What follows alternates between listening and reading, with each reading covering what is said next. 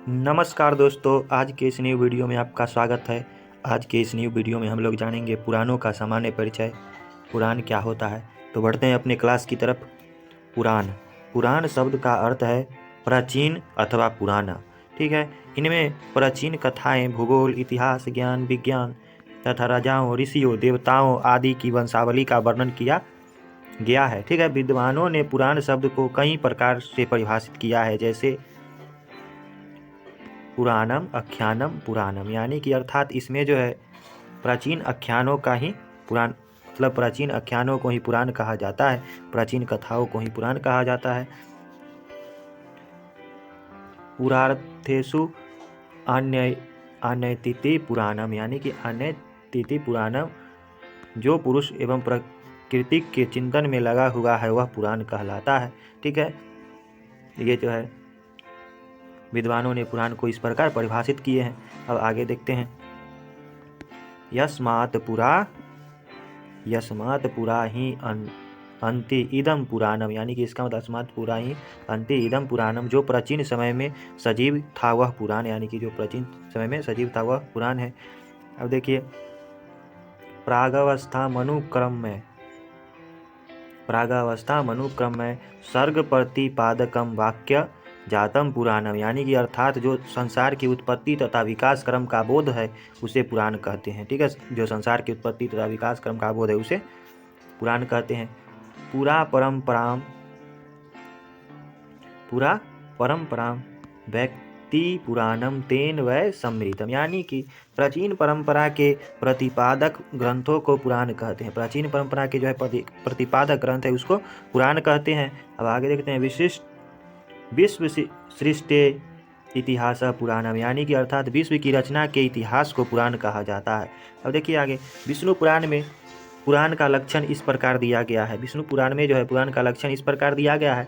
सर्गच्छ प्रतिसर्गच्छ वंशो मनवंतराणि च वंशानुचरितम चैव पुराणम पगचलक्षणम, यानी कि ये जो है सर्ग, प्रतिसर्ग, वंश, मनवंतरण, वंशानुचरित, ये जो है पुराण का क्या किया गया है, लक्षण दिया गया है। ठीक है, ये जो है विष्णु पुराण में दिया गया है। देखिए, उपयुक्त लक्षण के आधार पर पुराण में 5 तत्वों का होना परम आवश्यक है, यानी कि पंच लक्षणम, यहाँ पे सर्ग, प्रतिसर्ग है। ठीक है, वंशो मनवंतराणि, ठीक है, वंशानुचरितम, ठीक है, चैव पुराणम पंच लक्षणम, यानी कि पंच तत्व का होना परम आवश्यक है। वे तत्व इस प्रकार हैं, क्या क्या है तो देख लेते हैं। सर्ग का अर्थ होता है सृष्टि, अतः पुराणों में सृष्टि की उत्पत्ति का लक्षण होना ही चाहिए। प्रतिसर्ग, पुराणों में प्रलय तथा सृष्टि के पुनः प्रादुर्भाव का वर्णन होना चाहिए। ठीक है, पुनः यानी कि प्रलय, फिर पुनः सृष्टि का निर्माण, ये सब होना चाहिए। वंश, यानी कि इनमें जो है देवताओं, ऋषियों आदि का वंशावली का वर्णन होना चाहिए, प्राप्त होता है। मनवंतरण मतलब इसमें प्रत्येक मनु काल तथा उस समय की प्रमुख घटनाओं का वर्णन होता है, जैसे कि कल्प क्या होता है, इसके बारे में, मनवंतरण क्या होता है, ये सब इसके बारे में, मतलब इसमें जो प्रत्येक मनुकाल तथा उसके समय की प्रमुख घटनाओं का वर्णन होता है। ठीक है, और वंशानुचरित में क्या होता है, पुराणों में सूर्यवंशीय एवं चंद्रवंशीय राजाओं के चरित्र, क्रियाकर्म आदि का वर्णन मिलता है। ठीक है, अब आगे देख लेते हैं पुराण का जो है समय। तो पुराणों के रचना काल के समय में विचार किया जाए तो इनका समय अलग अलग है। ठीक है, पुराण लेखन की पूर्व सीमा 600 ईस्वी पूर्व से मानी जाती है तथा इसकी अंतिम सीमा 500 ईस्वी के लगभग मानी जाती है। आपस्तंभ, धर्मसूत्र, गौतम धर्मसूत्र तथा महाभारत में भी पुराणों का उल्लेख प्राप्त होता है। इन प्रमाणों से स्पष्ट है कि पुराणों का प्रारंभ 600 ईस्वी के लगभग हुआ था। मतलब पुराणों का जो है प्रारंभ लगभग 600 ईस्वी लगभग हुआ होगा। ठीक है, ये जो है अनुमानतः है। ठीक है, डॉक्टर काशीराम जी ने पुराणों की रचना का समाप्ति काल 499 ईस्वी पूर्व माना, यानी कि 499 ईस्वी माना है, जो राजस्थान के अंतिम राजा जो है पुष्यमित्र तथा पतुमित्र का काल था। ठीक है, पुराणों में गुप्त काल के राजाओं का वर्णन भी प्राप्त होता है, परंतु हर्ष तथा उसके बाद के राजाओं का उल्लेख नहीं होता, यानी कि हर्ष जो है 606 ईस्वी में थे, 606 ईस्वी के समय में, उसके बाद के जो है बाद का जो है राजा, उनका उल्लेख नहीं मिलता है। तो पुराण इस सब के साक्ष्य के आधार पर पुराण की अपर समय सीमा जो है 500 ईस्वी लगभग मानी जाती है। ठीक है, पुराण का जो है पुराणों तथा उप पुराणों की संख्या जो है 18 मानी जाती है। यहाँ जो है पुराणों का संक्षिप्त 18 पुराणों का संक्षिप्त परिचय देख लेते हैं।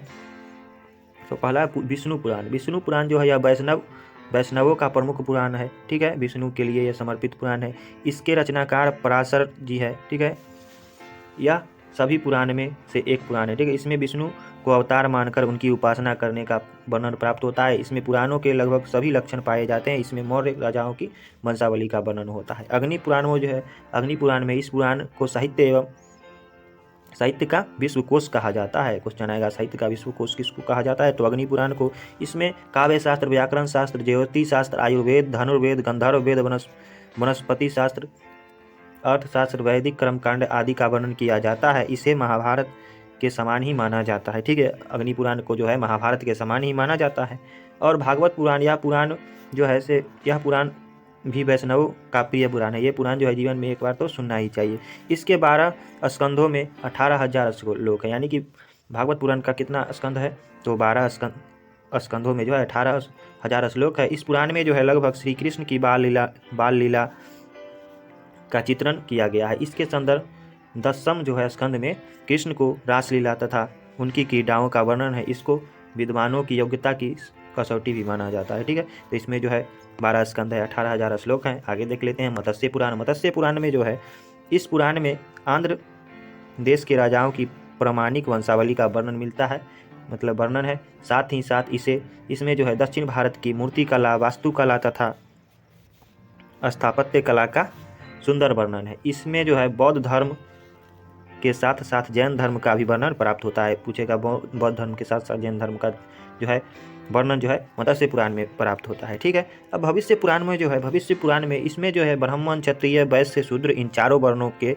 कर्तव्यों, विभिन्न भविष्यवाणियों के साथ ही अग्निदेव तथा सूर्य देव की पूजा का वर्णन प्राप्त होता है। इसमें भविष्य पुराण में जो है इस ब्राह्मण को कैसे रहना चाहिए, क्षत्रिय, वैश्य का, शूद्र, इन चारों वर्ण का जो है क्या कर्तव्य है उसके बारे में जो है जानकारी मिलता है। ठीक है, साथ ही साथ जो है अग्निदेव, सूर्यदेव की पूजा का वर्णन प्राप्त होता है। और मार्कंडेय पुराण, इसमें जो है आदि शक्ति दुर्गा देवी की स्तुति में देवी का महात्म्य है। ठीक है, इसमें जो है ब्रह्मा, अग्नि, इंद्र तथा सूर्य को प्रमुख देवता माना गया है। इसमें जो है 900 श्लोक पाया जाता है। ठीक है, ब्रह्मांड पुराण, इसमें इसके जो है 7 खंडों में जो है अध्यात्मक रामायण का वर्णन है। इसकी श्लोक संख्या जो है कितना है, 12,200 मानी जाती है इसकी श्लोक का संख्या। ठीक है, इसमें जो है तीर्थ महात्म्य तथा उपाख्यानों का संग्रह है, यानी कि कथा का संग्रह है। ललित सहस्रनाम भी इसी में पाया जाता है। ललित सहस्त्रनाम यानी कि देवी के 1000 नामों का वर्णन इसमें मिलता है। अब देखते हैं ब्रह्मवैवर्त पुराण। ब्रह्मवैवर्त पुराण, इसमें जो है सृष्टि को ब्रह्मा का विवर्त मानने के कारण ही इसका नाम जो है ब्रह्मवैवर्त पड़ा है। इसके जो है 4 खंडों में जो है इसका जो है 4 खंड पाया जाता है। इसमें जो है 4 खंड में कितना श्लोक है, तो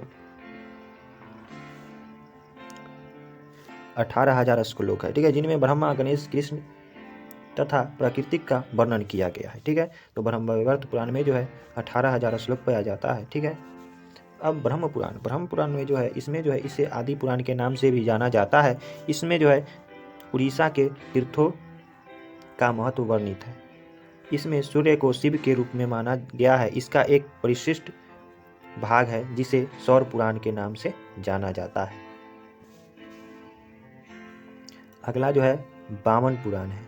तो इसमें जो है इस पुराण में 10,000 श्लोक है, जिनमें भगवान विष्णु का जो है वामन अवतार का वर्णन मिलता है। ठीक है, आगे देख लेते हैं वराह पुराण। वराह पुराण जो है इसमें के जो है 218 अध्याय में भगवान के वराह अवतार का वर्णन किया गया है। इसमें जो है नचिकेता उपाख्यान, मतलब नचिकेता का कथा, मथुरा महात्म्य का भी वर्णन मिलता है। ठीक है, मतलब मथुरा महात्म्य का वर्णन मिलता है। इसके देवता जो है कौन है, तो वराह तथा प्रश्नकर्ता जो है पृथ्वी है। ठीक है, इसमें श्लोक की संख्या जो है 24,000 है। ठीक है, अब आगे देखते हैं वायु पुराण। इस पुराण में जो है 112 अध्याय है तथा 10,000 श्लोक है। ये जो है वायु पुराण है शिव पुराण के नाम से भी जाना जाता है। इसको शिव पुराण भी कहा जाता है। इसमें जो है गुप्त साम्राज्य का वर्णन मिलता है। ठीक है, आगे देख लेते हैं नारद पुराण। तो नारद पुराण में जो है इसके 2 खंड में 125, मतलब पहला खंड में 125 और दूसरा खंड में 82 अध्याय, जिनमें जो है 25,000 श्लोक है। इसी पुराण को बृहन नारदीय पुराण भी कहा जाता है। इसमें जो है विभिन्न पर्वों तथा उत्सवों के साथ ही इस भक्ति से मोक्ष प्राप्ति का वर्णन मिलता। पद्म पुराण, यानी कि पद्म पुराण, इसके 5 खंडों में जो है 55,000 श्लोक हैं। मात्र इसी पुराण में कृष्ण प्रिया राधा का कृष्ण की पत्नी होने का वर्णन मिलता है। यानी कि पद्म पुराण में ही जो है केवल कृष्ण प्रिया जो है राधा का जो है कृष्ण की पत्नी होने का वर्णन मिलता है। इसमें जो है 55,000 श्लोक मिलता है। और लिंग पुराण, इसमें जो है 11,000 श्लोक, जिनमें भगवान शिव का एक शिवलिंग की पूजा का महत्व वर्णित है। यानी कि इसमें शिव के 28 अवतारों का भी उल्लेख मिलता है। ठीक है, अब देखिए गरुड़ पुराण, इसके जो है 18,000 श्लोक में गणित, फलित, ज्योतिष, तर्पण, आयुर्वेद यहाँ पे तथा विभिन्न रत्नों का वर्णन है। इसमें जो है इस पुराण के जो है 18 उपपुराण भी माने जाते हैं। यानी कि किस पुराण का जो है उपपुराण 18 माना जाता है, तो गरुड़ पुराण। ठीक है, कुर्मा पुराण, यानी कि माना जाता है कि पूर्व में इस पुराण की 4 संहिताएं थी, परंतु आज एक संहिता जो है ब्राह्मी संहिता प्राप्त होती है। इसमें जो है 6,000 श्लोक है तथा शिव अवतार का वर्णन भी दिया गया है। आगे देखिए स्कंद पुराण में जो है, स्कंद पुराण में यह पुराण सबसे बड़ा है। इसमें जो है 81,000 श्लोक हैं तथा इसे कार्तिकेय पुराण के नाम से भी जाना जाता है। इसमें शिव की भक्ति के साथ साथ जो है विभिन्न तीर्थों का वर्णन मिलता है। ठीक है, तो